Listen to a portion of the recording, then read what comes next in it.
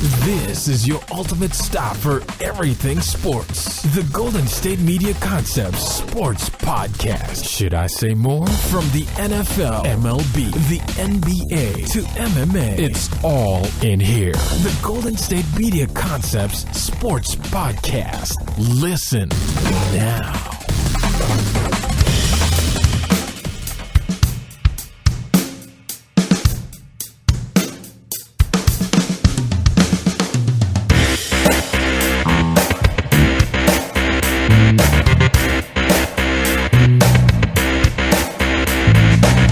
Thank you for tuning into the Golden State Media Concepts Sports Podcast, where we talk all the latest and greatest news in the world of sports. As always, I am Alex. And my name is Ben. And we are back here on a Monday, the Monday before Christmas. Monday, yes, December 6 19th. days away. Yeah, you excited for Christmas? I'm always excited for Christmas. I realize Christmas is more of like a kid's thing. Don't get me wrong. You know, Christmas is a lot about kids. Okay. But as a family guy, of course I'm excited. Well, that's nice of you to say. You know, it's not all about you, you know, Ben. So It's good. not. It's good that you recognize It's not that. at all. That's exactly why I'm happy to say that. Okay, well, that's fair. But this is also your last week. Yeah, this is my last Monday. Yeah, are you sad? Is that... I'm very sad. That's my We're going to be recording our last soccer show today. It's my anti-Christmas present with you. It's Like, not it's a not good one. it's not a present. It's like you're giving me coal. You're leaving me forever. J. Cole.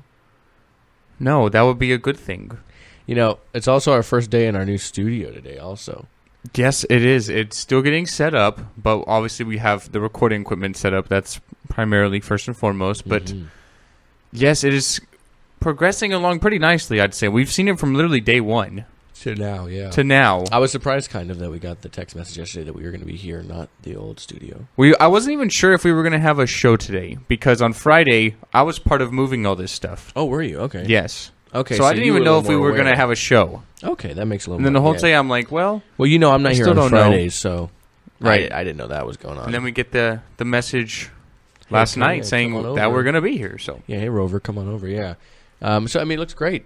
We have a couple TVs in here that are on mute, you know, on some sports channels, so we can keep up with the things that we want to keep up with, so that's always nice. Have our computers in front of us, have our laptops, have our phones, and we're ready to go.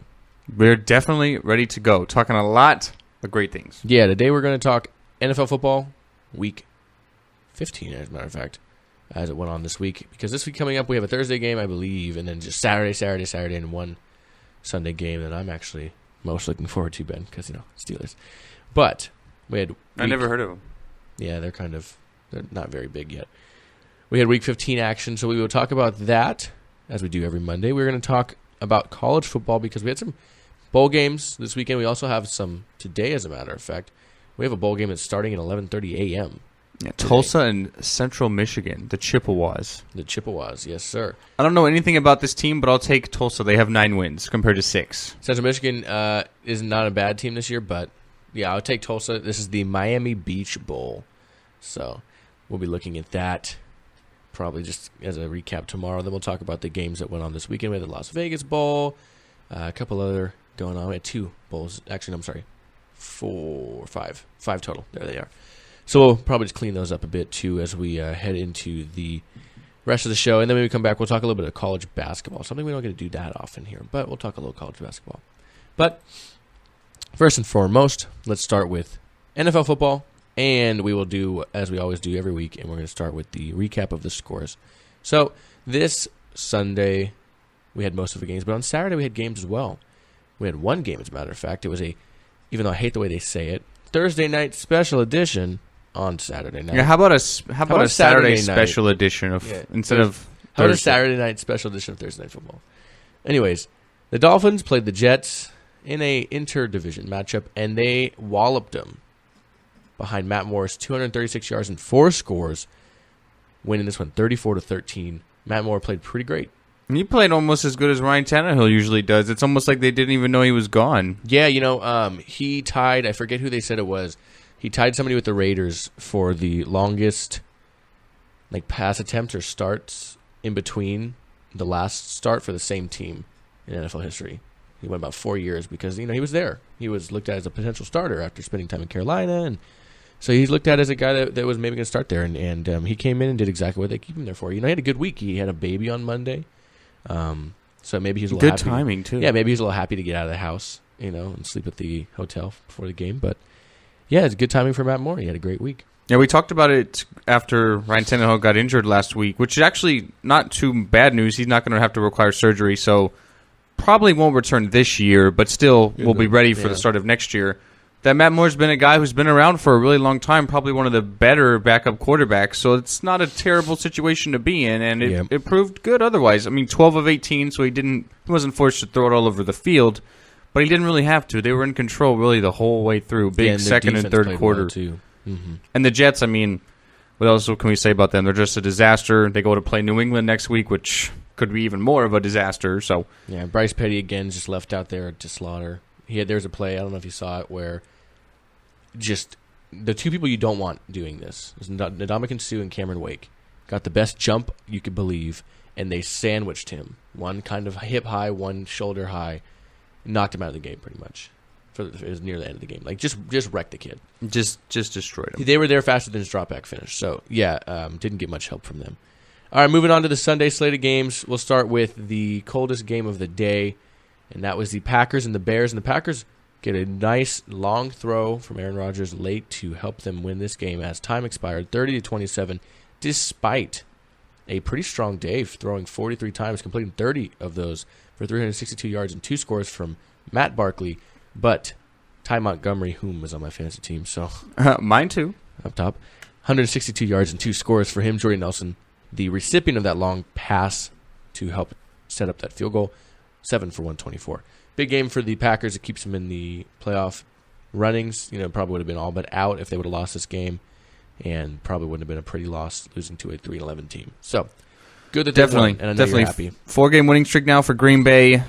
They really control their own destiny. The last 2 games are against Minnesota and against Detroit, especially Detroit. Who Green Bay actually had a really good week this week because Minnesota and Detroit both lost. Kind of got away from them there. They were up 17 going to the fourth quarter. The Bears stormed back, but Aaron Rodgers completes yet another Hail Mary. He's literally the king of the Hail Marys to set up a game-winning field goal. In a sense, I would say, it's just a big heave. I don't know as much of a Hail Mary, but definitely one of those plays he's just getting known for. Yeah, the story of the game for me, definitely the running game. Montgomery, 162. Kristen Michael also had a 40-yard touchdown run, so Green Bay runs for over 200 yards, which may have taken them 7 games earlier in the season to get. Aaron Rodgers didn't even throw a touchdown yesterday, so how often do you see that? Probably never. Probably never, yeah. Moving to a game in which we had a quarterback not throw a touchdown as well, and it was the Texans versus the Jaguars, but it may not be who you would assume if you weren't familiar with the games this weekend. So the Texans win this one 21-20. Brock Osweiler was pulled. He was pulled out of the game in favor of former Pitt quarterback and about 4-year backup now they're on with the team before they went and got Osweiler, Tom Savage, who went 23 for 36, 260. He made a lot of good plays, helped by his running game, even though it was only 63 yards. He did get a score there. DeAndre Hopkins saw some life for the first time in a long time. And the Texans, it's going to be interesting to see where they go this week. If they decide to play, I mean, it doesn't look like they're going anywhere. They have a potential. I mean, they're in first place in their division.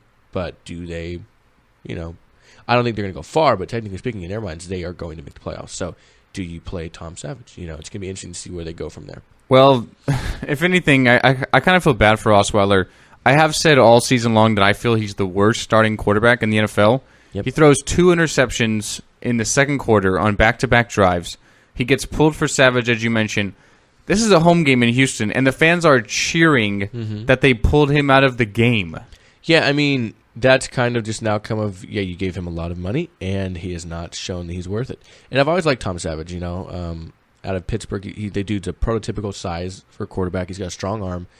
He was never the quickest at making decisions, but he's been in the league and been kind of around guys that can do better for him in that aspect of making decisions and helping him learn those things. And we saw yesterday he's definitely matured as a passer. So it was nice to see him get some time. And it's going to be really interesting to see where they go from here. Paying the guy big money, but Tom Savage helped you win a game yesterday. Exactly. Savage did everything he needed to. He looked better throwing the ball down the field. He didn't turn the ball over. I don't know how you can go back to Osweiler now, especially last couple of games here. It looks like maybe that Week 17 matchup against Tennessee might decide the division right now. How this team is 8-6 and unbeaten in the division, I really don't know. They're literally a carbon copy of last year, having to switch back and forth between quarterbacks. But yet again, they find themselves in a good situation. I don't know what else to say. Jacksonville, the other big story is they do fire Gus Bradley, 2-12 now. They were up 20-8 in this game, also up 14-0, and they let the lead get away. And they eventually lost to a backup quarterback. This is a move we all knew was coming, but not necessarily yesterday, maybe at the end of the season. I'd say let him coach two more games, especially because they fired him and then they flew home everybody. He's on the team playing, by the way, with the team fired. Playing with his thumbs, yeah. That's a little weak. Yeah, exactly. That's my motto. It's like, there's 2 games left. Just let him finish the season and then can him. What benefit do you get out of firing him 2 weeks before you were going to fire him? Yeah, if you're going for a college coach, okay, you could have done that with the guy you're going to fire intact. And if you're going for a NFL coach, McDaniels or another coordinator maybe, you can't touch the ones you want now anyway. They have games they need to prepare for and playoff games. So if you look at it that way. All right, let's move on. With the Bills take on the Browns, and again, the Browns have not won a game still. The Bills win this one 33-13, moving to 7-7 on the year. Browns 0-14. There's just no hope for them. A huge day from LaShawn McCoy, 19 carries, 153 yards and 2 scores. Charles Clay as well, 72 yards and a score. So it was a nice day for the Bills, but they beat a team they're supposed to beat. And the Browns, again, they got 2 more weeks, and they face, I forget who they have this weekend, they have the Steelers in Week 17. So they face the Steelers and the Chargers their last couple of games. So they have the Chargers coming up this week on Saturday, and then the Steelers next Sunday. So they're going 0-16. Let's just say it now. I would prefer them to if they're going to win a game, win it this week.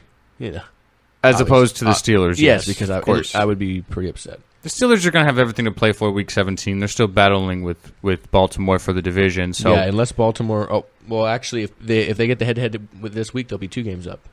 So they could technically speaking, sit at least in a sense. Play like a half and not play half. So that'd be interesting. We'll see where they go from there. Moving on, a game that I obviously kept a eye on because of this fact. The Ravens take on the Eagles in the Battle of the Birds. The Ravens win this one 27-26 because the Eagles, whom at the time were 5-8, they get a touchdown to quote-unquote tie the game up and decided to go for 2 and go for the win because, I get it. You guys' season's kind of done. Go for the win. Go for the excitement. And they did not get it, and they missed the onside kick far between. It was not great. So they ended up losing this one. Joe Flacco, 206-2. Big day, though, from Ryan Matthews. Probably his biggest day of the year, easily. 128-1 for him. But it wasn't not enough to help them win this one. Moving on, we had the Titans and the Chiefs. And this is actually, I wouldn't say an upset because you have a team that's 10-4 and a team that's 8-6. So not in terms of far off. You have a team that's was in the first place in the division and a team that was in second place in the division. But the Titans did pull this one out, and they defeat the Chiefs 19-17. Mariota, 241 and 1 interception, not even a touchdown. DeMarco Murray, though, 89 yards on the ground and really helped them move the ball pretty much throughout this game, which is big for them in terms of finding a consistency on the offense side of the ball. Derrick Henry added 58 yards for them, so 148 as a team. Pretty solid day, especially from Rashard Matthews there for the receiving core. 105 yards for him. And they get it done when they need to most. They're still really playing for a playoff position. So really surprised that Tennessee was able to win this game. They dropped down 14-0 really quick within the first quarter. Tyreek Hill again showing that he has a I think he might be the fastest player in the league. He is. Yeah, he is. He's literally. I'm pretty sure they looked at the numbers and he is. He's literally just lightning in a bottle every time he touches the ball. But I was, like I said, really surprised about Tennessee. I guess they have the recipe to win in this league, though. Run the ball. They don't turn the ball over. Marcus Mariota only has 9 turnovers this whole season. Their defense isn't bad. Their defense is not bad. It's one of those teams that's kind of not big. It's like it's kind of like the Texans. They don't have a lot of huge names, but they have it's like role players, guys that do what they're supposed to, and they get the job done. I think we've seen a lot from the Texans these past 2 weeks, beating Denver last week, going on the road to beat Kansas City, who I really think is the second best team in the AFC behind New England. So I was really surprised that they beat the Chiefs yesterday, but a big, big win. Like I said, trying to keep pace with Houston. The Colts are a game back, although they did win yesterday. It's going to come down to Tennessee and Houston in Week 17 in my eyes, and I think the team will be Tennessee. I just have more faith in them right now. Yeah, I think they have more consistency on the offensive side of the ball than Houston, especially with this whole quarterback thing going. All right, moving on, we have the Lions, whom you mentioned a little earlier, who did lose yesterday to the Giants, who they're still consistently winning, a team that needs to with the probably not the kid in the division, obviously. So the Giants moved to 10-4, beating the Lions 17-6. The Lions now dropped to 9-5, but they are still in first place of their division in the NFC North. Matt Stafford, 273-1, failed to score a touchdown there for him. Golden Tate, though, 122 yards receiving, but that was not the story in this one. Eli Manning played a great game. 20 for 28, 201 yards, 2 scores, 1 late to Odell Beckham Jr., 6 for 64 for him and that score. Sterling Shepard gets 4 for 56 and the other touchdown. Good day on the offensive side of the ball for them. And just another good day from somebody who I look at as a potential defensive player of the year candidate in Landon Collins. He probably won't get it, but he lights out. He's a big fan of his. So definitely somebody I keep an eye on. He had a great year this year. Moving on, you mentioned the Colts winning. The Colts did defeat the Vikings 34-6 in the biggest win of the day. In a sense, not the highest total of any team, but the biggest, I think, difference in wins. 34-6 over the Vikings in a game that Adrian Peterson came back to play after his injury earlier this year. And it didn't go as well as he had planned. It went just as well as it looked like he was going to be playing in some of those games early in the year, in which he did get hurt. 6 for 22 for him. And a fumble. That he lost. Team total of 9 for 34 with the inclusion of Jerick McKinnon, 3 for 12. And a tough day for Bradford. Not bad numbers, 32 for 42, 291, and an interception, but that's not what you want. Andrew Luck, though, 250, 21 for 28, so very much as efficient as Eli was in the past game I was speaking of. 20 for 28, 250 and 2 for him. Frank Gore, 101 yards as a team. They had 161 and 2. Both those touchdowns, though, coming from Robert Turbin, so a little frustrating for Frank Gore owners in fantasy there. And the leading receivers in this one were Eric Swoop, who had 3 for 50 and 1, and Philip Dorsett, who had 1 for 50 and 1. Bright spot for the Vikings, Kyle Rudolph, 8 for 97 for him.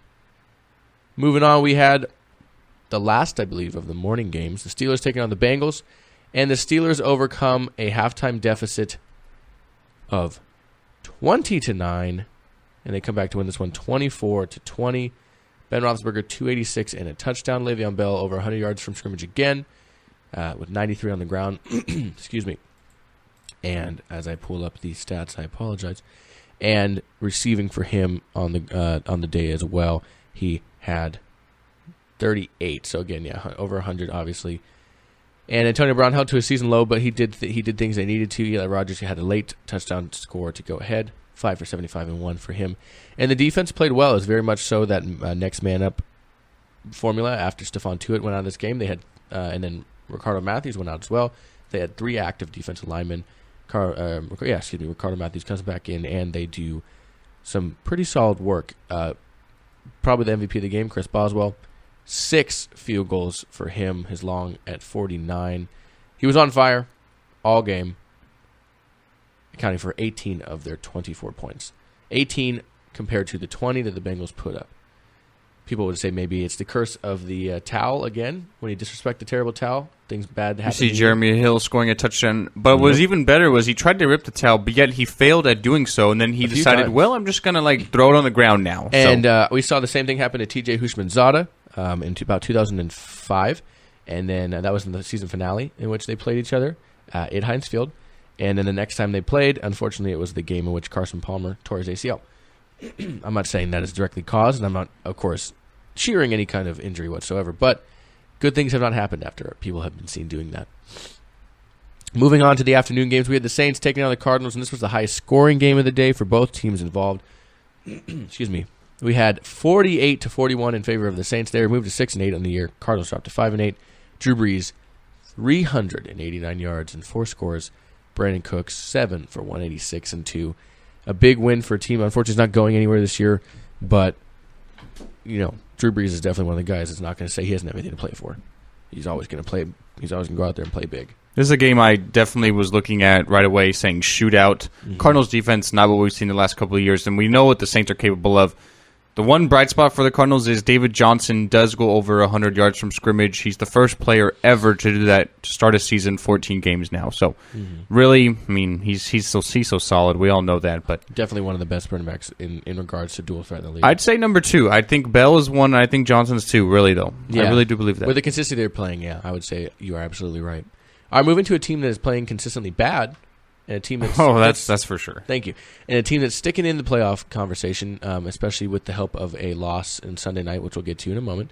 The Falcons defeat the 49ers big, 41-13. The 49ers drop to 1-13 again, consistently still with their worst losing streak of their franchise in history, 13 straight. The Falcons again moved to 9-5. Matt Ryan 286 and 2. Devontae Freeman 20 carries, 139 and 3 for him.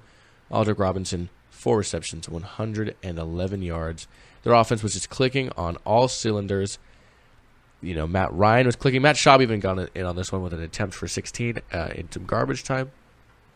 Excuse me, I have the urge to sneeze.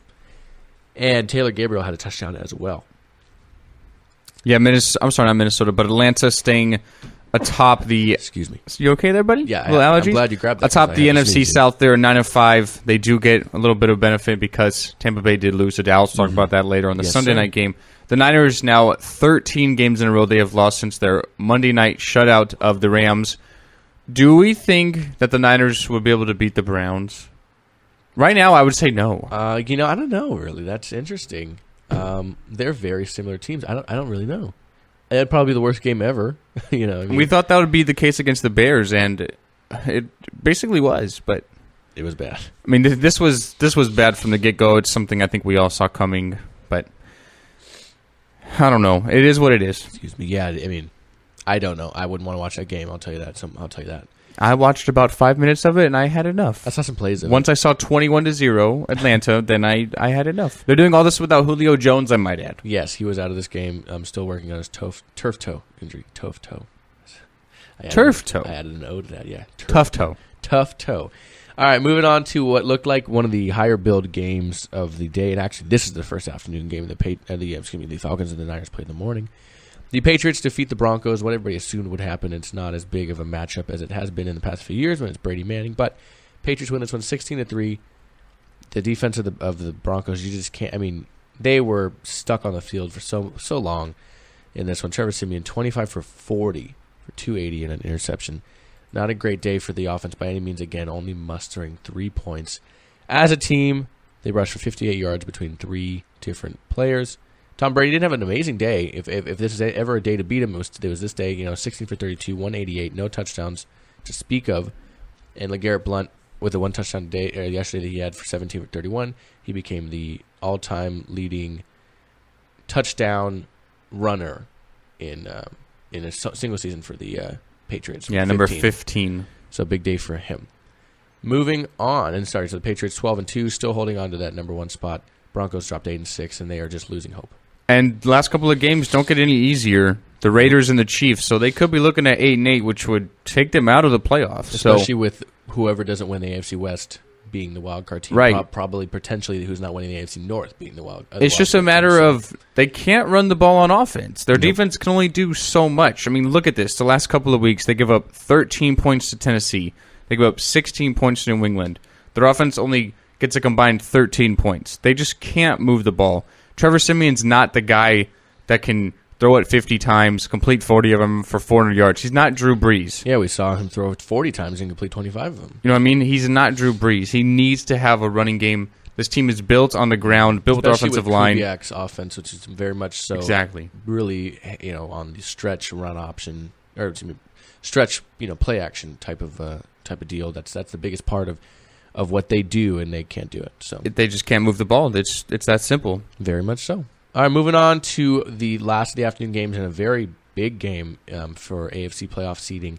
The Raiders come back in a sense, defeat the Chargers 19-16, move to 11-3, moves back into the number 2 spot in the playoff seedings for the AFC, and officially clinched their first playoff berth since back in 2002 when they lost the Super Bowl to the Tampa Bay Buccaneers. They won this one 19-16.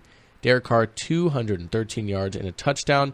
The touchdown going to Michael Crabtree, a pretty toe touch in the end zone. And I'll tell you what is the best explained.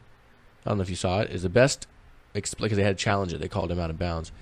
It was so nicely explained. He said the receiver came down with possession of the ball, his feet in bounds, and because it's Chargers end zone, and a blue stripe between his heel and the sideline. Touchdown. You know, I was like, I respect. They couldn't put it in simpler terms. You know what I mean? It was, I believe it was the referee with the big arms, the buff one, Ed Hockley. Ed Hockley. Yeah, thank you. Sorry, I usually remember his name. Yeah, it was Hockley, and he's always very. If it was the game I'm talking about, because every week he just does a great job doing that. But I'm pretty sure it was him in that game. He's just absolutely one of the best refs there is when it comes to explanation. All right, last but not least, we go to a Sunday night game that started off a little slow and then got kicking again. The Buccaneers overcome a 17-6 halftime deficit, but do not get enough near the end of the game, losing to the Dallas Cowboys, who hold that number one spot in the NFC. The Buccaneers still holding tight on a potential playoff spot there. They lose 26-20 in favor of Dallas. Dak Prescott, 279 yards, no touchdowns to speak of for him. Those belong to Ezekiel Elliott. 23 for 159 in a score in which he ran in the end zone and jumped in the bin of the Salvation Army. He was flagged for it. He will not be suspended for it. Fined for it. No, suspend him. So that's good because that was probably one of the less selfish, more He's donating himself this Christmas. Yeah, more nice things to see. Unfortunately for Jameis Winston, he did play well at times, 247 and 2 touchdowns, but he did throw 3 interceptions in this one. So tough loss for him. Doug Martin only 42 yards, and as a team only 52 yards. So they have some things to work on if they really want to consistently make some noise in the playoff positioning. As it stands, I don't know if they're in. Their defense is definitely a team that's helping them. So going on, we'll have to see how the Buccaneers work in all of this. Yeah, Tampa Bay with the losses looking on the outside right now, but they would be that next team in right now. So they're the 7. All right, good to know. So we're going to take our first break. We're going to come back and we're going to talk some college football. Ben and I love to do that. And we will do that in just a minute here. We'll be right back at the Golden State Media Concepts. Golden State Media Concepts Sports Podcast. So much football. I was going to say football podcast. The Golden State Media Concepts Soccer Podcast. Boom. You like that one? I'm just getting all our shows today. I was like, wait, what's going on here? I'm just messing with you. The Golden State Media Concepts Sports Podcast. We'll be right back. Don't go anywhere. Tired of searching the vast jungle of podcasts? Now listen close and hear this out. There's a podcast network that covers just about everything that you've been searching. Hey! The Golden State Media Concepts Podcast Network is here. Nothing less than a podcast bliss with endless hours of podcast coverage. From news, sports, music, fashion, cooking, entertainment, fantasy, football, and so much more. So stop lurking around and go straight out to the Golden State Media Concepts Podcast Network. Guaranteed to fill that podcast itch. Whatever it may be, visit us at www.gsmcpodcast.com. Follow us on Facebook and Twitter, and download us on iTunes, SoundCloud, and Google Play.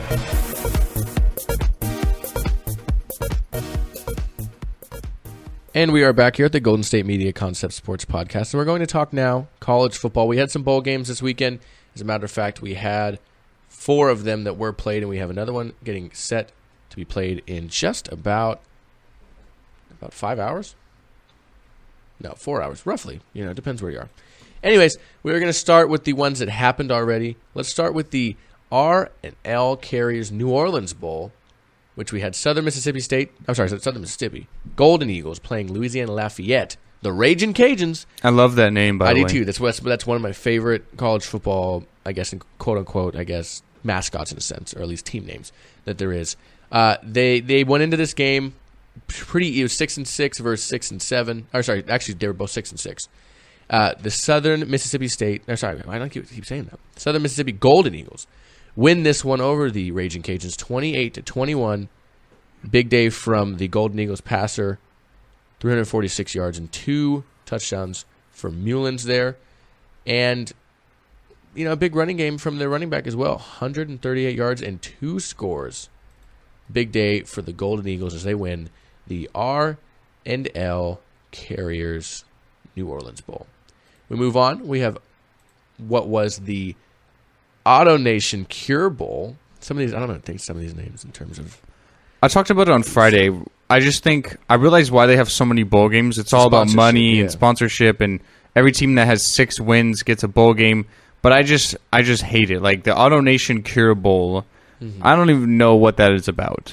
Neither do I. I'm sorry. I know AutoNation, but hear me out. Well, this one was Arkansas State Red Wolves versus the UCF Knights, and Arkansas State wins this one 31-13, big over UCF.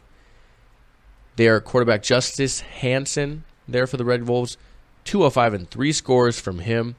The leading receiver for the team, 5 receptions, 127 yards, and 3 scores for Kendall Sanders. Big day from the senior there out of Arkansas State. Probably going to go pro. See what kind of prospects he has because it's not a big school there. So interesting to see.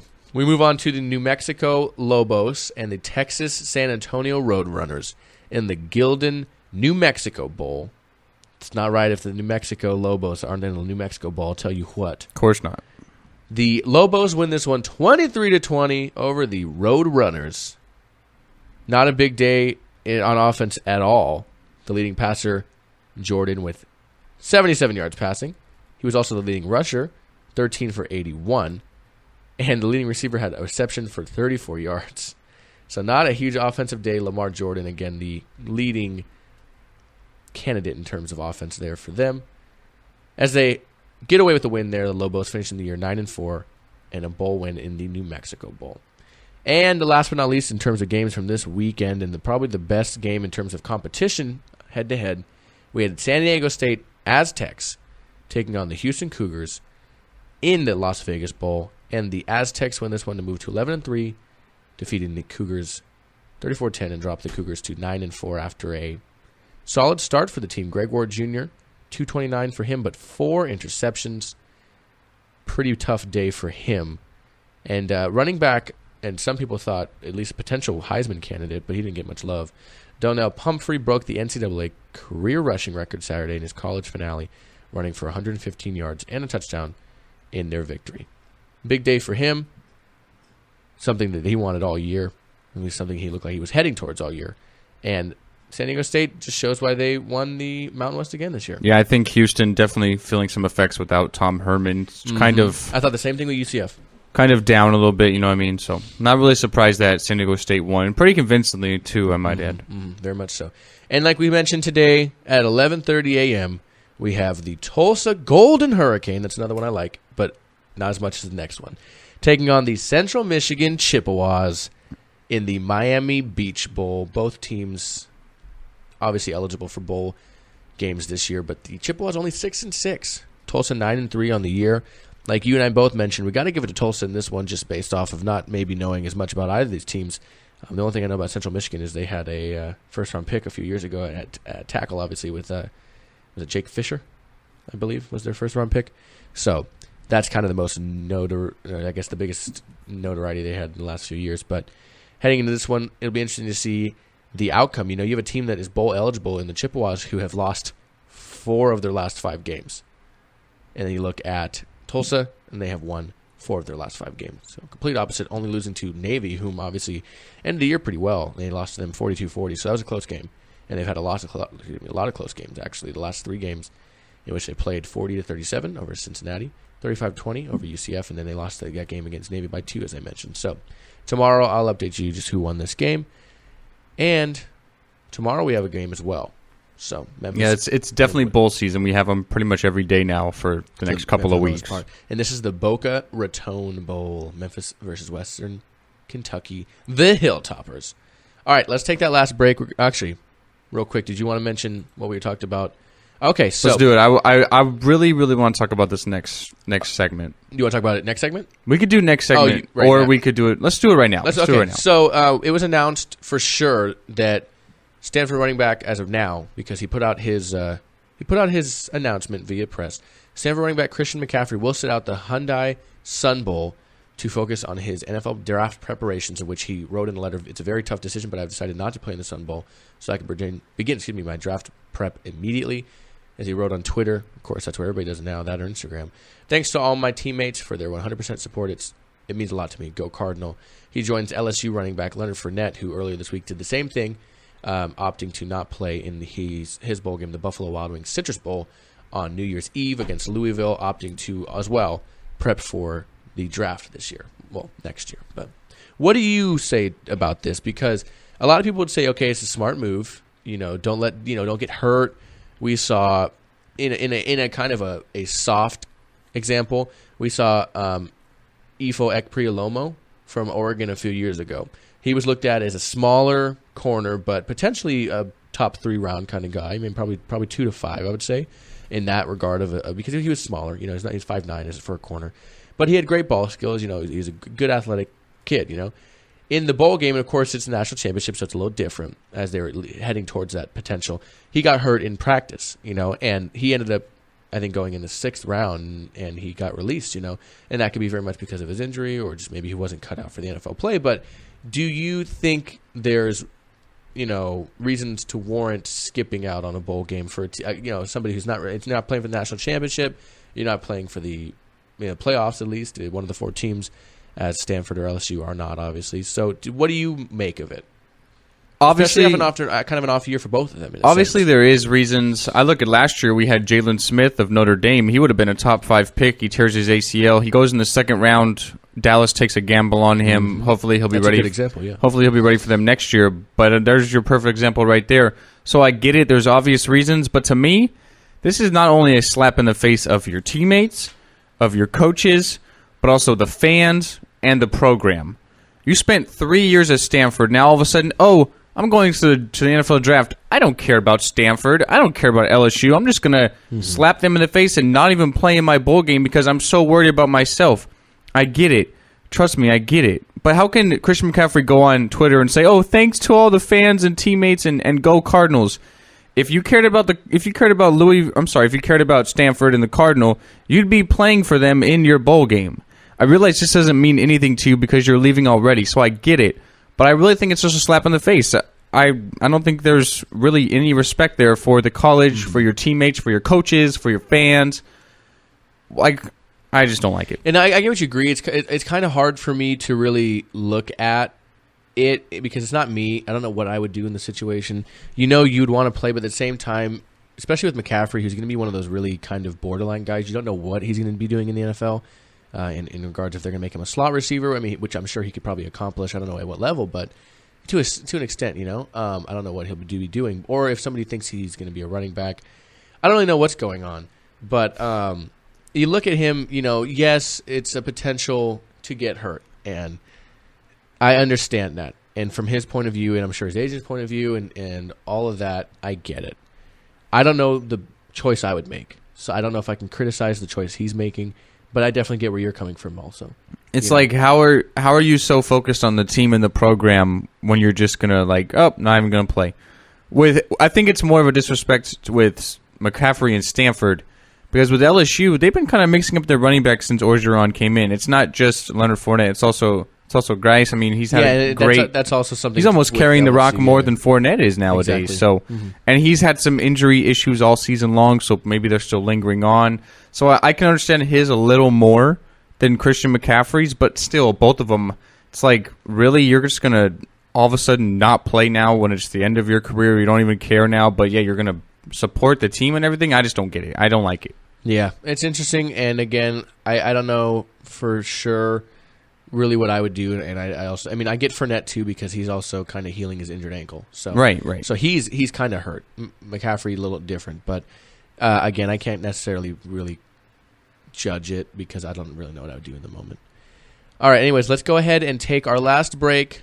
When we come back, we're going to talk a little bit of college basketball, something we don't get to do that often because it's not as much consistently to talk about, and because it's just dead heat end of the football year. So let's take that last break real quick. We'll be right back to finish off the episode in just a moment here at the Golden State Media Concepts Sports Podcast.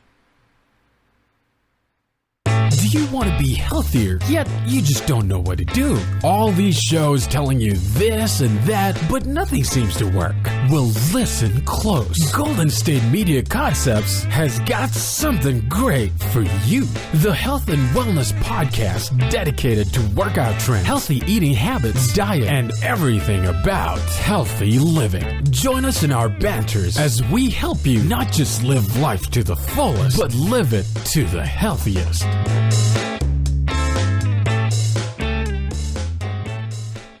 And we are back here at the Golden State Media Concepts Sports Podcast. And for just a quick ending to the show, we're going to talk about somebody who honestly deserves to be talked about. Saturday night, we had Kentucky playing in their basketball game. Ben, who'd you say they were playing? They were again? playing North Carolina. It was a number 6 versus number 7. It was the CBS Classic, a game in Las Vegas. Two solid teams. At the brand new T-Mobile Arena out there in Vegas. So Yes, sir. definitely two very solid teams, a very good early season matchup, which we don't really see too often. Mm-hmm.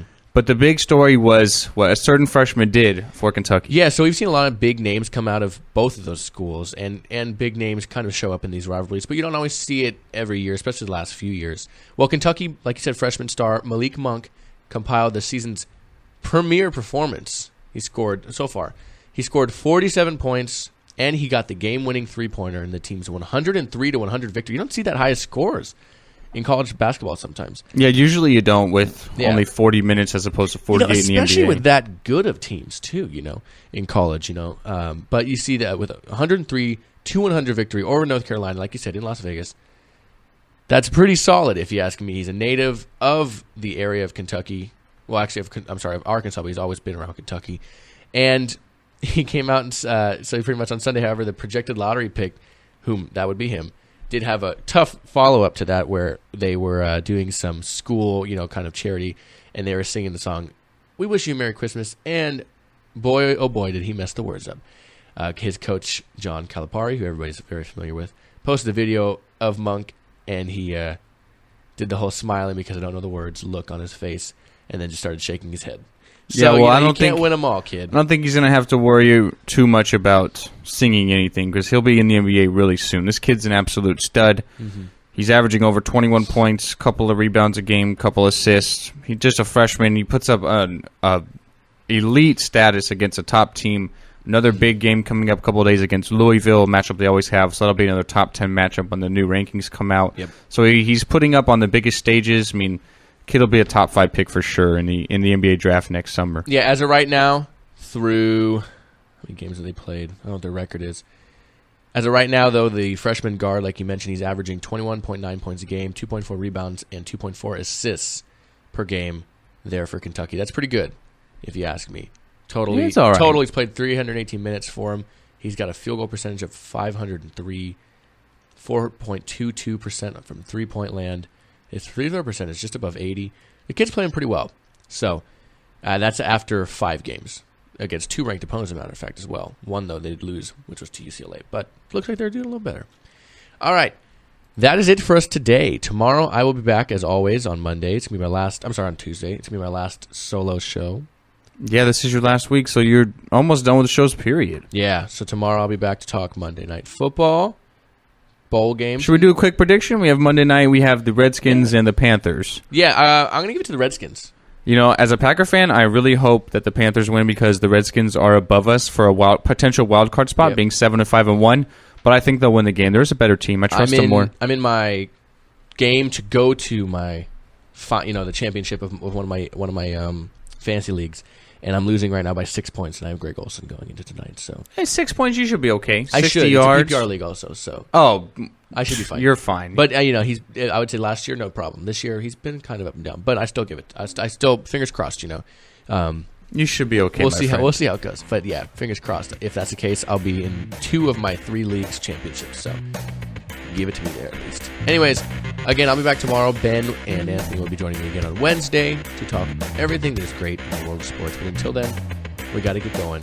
Thank you so much for tuning into the Golden State Media Concepts Sports Podcast. For Anthony, I am Alex. And my name is Ben. And I'll see you tomorrow. Ben will catch you guys on Wednesday. You guys enjoy your day and enjoy your sports.